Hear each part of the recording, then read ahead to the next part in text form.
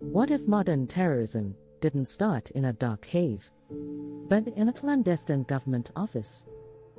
In 1979, the Soviet Union invaded Afghanistan. The United States saw not just a threat, but an opportunity. Imagine the Cold War's grandest chessboard, with CIA officials plotting a bold move to replicate America's Vietnam-era strategy: bleed the Soviets dry in someone else's backyard. Thus Operation Cyclone was born. Beginning in July 1979 with just $695,000 in covert aid, it escalated into one of the most expensive intelligence operations ever, peaking at around $630 million per year by 1987. That funding didn't just buy rifles. Through Pakistan's IC, the CIA channeled cash, weapons, satellite reconnaissance, and training to the mujahideen, turning Afghan villages into guerrilla academies. And then, something unexpected happened. To counter Soviet air superiority, the CIA introduced the deadly FIM-92 Stinger in 1986. In just months, mujahideen fighters were bringing down Soviet helicopters, shaking Moscow, and changing the war's trajectory. But the CIA didn't only back Afghan fighters. Its Pakistani channel facilitated the recruitment of Arab Afghans, foreign volunteers drawn from across the Muslim world. Tens of thousands arrived, funded and coordinated via Saudi and Pakistani networks. One of them was Osama bin Laden, a wealthy Saudi who saw jihad not as a temporary mission, but as a transformative ideology. In 1984, he co-founded Maktab al-Qidamat, which became a recruitment and logistics network for global jihad, and would later morph into al-Qaeda. The CIA's defenders argue, we never trained bin Laden directly.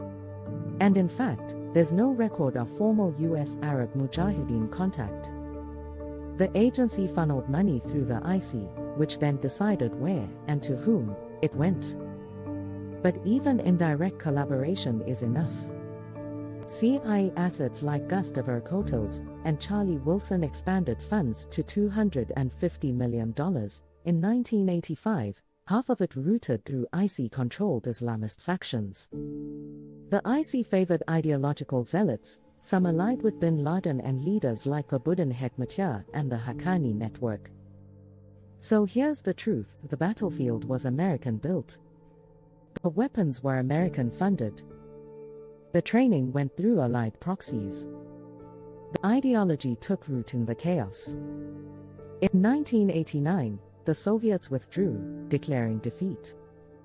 America's mission was achieved, yet the infrastructure remained intact. That infrastructure birthed Taliban pockets. It fertilized al-Qaeda. By 1988, bin Laden had launched the organization, a decentralized jihadist network with global ambition. It spread beyond Afghanistan, targeting embassies, USS Cole, and eventually 9/11. The blowback was profound. America's greatest battlefield turned into terrorism's training ground. The halls of Congress asked, why didn't the CIA see this coming? At the 9/11 Commission, voices admitted regret, but defended that at the time, defeating the USSR took priority. What does this teach us? That proxy wars can empower more than intended. That strategic gambles can spiral into new threats. Operation Cyclone was a Cold War masterpiece. But its legacy is modern jihad. At TriviaTales, we don't just follow history. We trace its echoes. And sometimes, the monsters we create